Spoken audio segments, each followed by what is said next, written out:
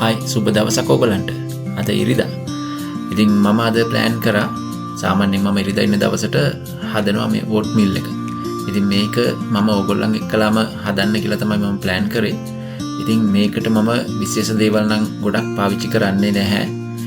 සාමාන්‍යයෙන් මොනවා හරි වෙලිච්ච පළතුරු එහෙම නැත්නම් වෙලිච්ච නට්ස් වර්ග ඒ වගේ දේවල් ටිකක් තමයි මම පාවිච්චි කරන්නේ. ඉතින් මේකෙදී ඔයාලට පේනවා මම තෝරගෙන තියෙන අද දවසේ ඇප්‍රිකෝට්, ඊට පස්සේ රටින්දි ස්ට්‍රෝබෙරි ටිකක්, ඊට පස්සේ කලවමට තියෙන නට්ස්. ඊට අමතරව මම ඕට්ස් කෝප්පයක් පාවිච්චි කරනවා. ඊට අමතරව තව කිරි වීදුරුවක් තමයි මම මේකට පාවිච්චි කරන්නේ. ඉතින් ඉස්සෙල්ලාම මම කරන්නේ මගේ කුකින් පොට් එක මම පොඩ්ඩක් රත් වෙන්න තියලා ඒකට කිරි එක ඉස්සෙල්ලාම එකතු කරගන්නවා.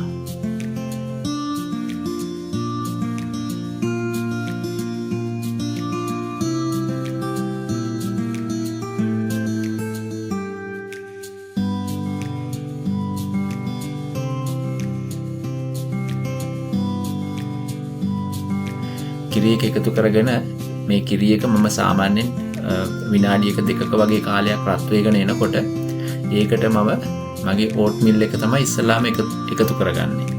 මොකද මේක තැම්බෙන්න චුට්ටක් වෙලාව යනවා. ඊට පස්සේ මේකේ අර ක්‍රීමි ගතිය පොඩ්ඩක් එන්න මම මේක පොඩ්ඩක් හොඳට කලවම් කරගන්න ගමන් විනාඩියක විතර කාලයක් මම මේක තැම්බෙන්න ලිපේම තියනවා.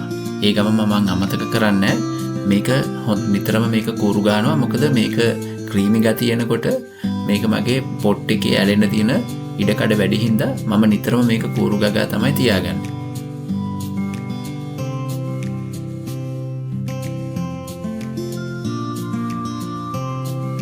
ඊට පස්සේ ඔයාලට පේනවා මේක තැම්බීගෙන මේක බූලු දාගෙන වගේ එනවා. ඒ වෙනකොට මම කරන්නේ ඉස්සල්ලාම මගේ තියෙන අර වේලිච්ච ඇට ටික මම මේකට එකතු කරගන්නවා.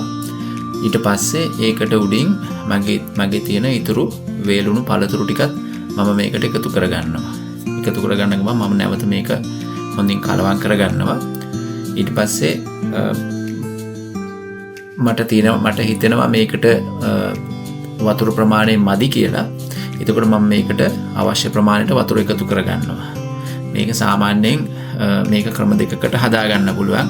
සමහර අය කැමති මේක පොඩ්ඩක් අර දියර ගතිය වැඩියට හදාගන්න. ඒ කියන්නේ එතකොට එහෙමනම් ඔයාලට පුළුවන් ටිකක් වැඩිපුර වතුර එකතු කරන්න.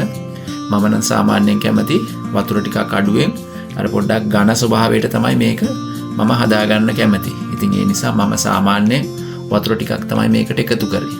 එකතු කරලා නැවතත් අර පරණ විදිහටම මේක හොඳින් කූරු ගා ගන්න ඕනේ. අර වටේ මේ කැලෙන්නේ නැතුව යන්න අපි වටේ තියෙන ක්‍රීමි ගතිය හොඳට හැන්දෙන් කලවම් කරලා ඉවර වෙලා නැවත මේක හොඳින් කූරු ගාලා ලෑස්ති කරගන්න ඕනේ.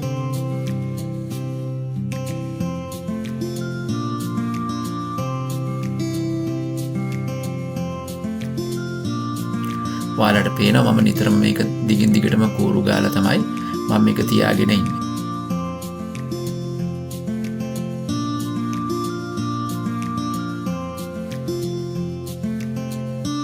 එතකොට මේක ඕගලන්ට තවත් දෙයක් තියෙනවා මට කියන්න. සමහර අය කැමති මේකට අමු පළතුරු වර්ග එකතු කරගන්න.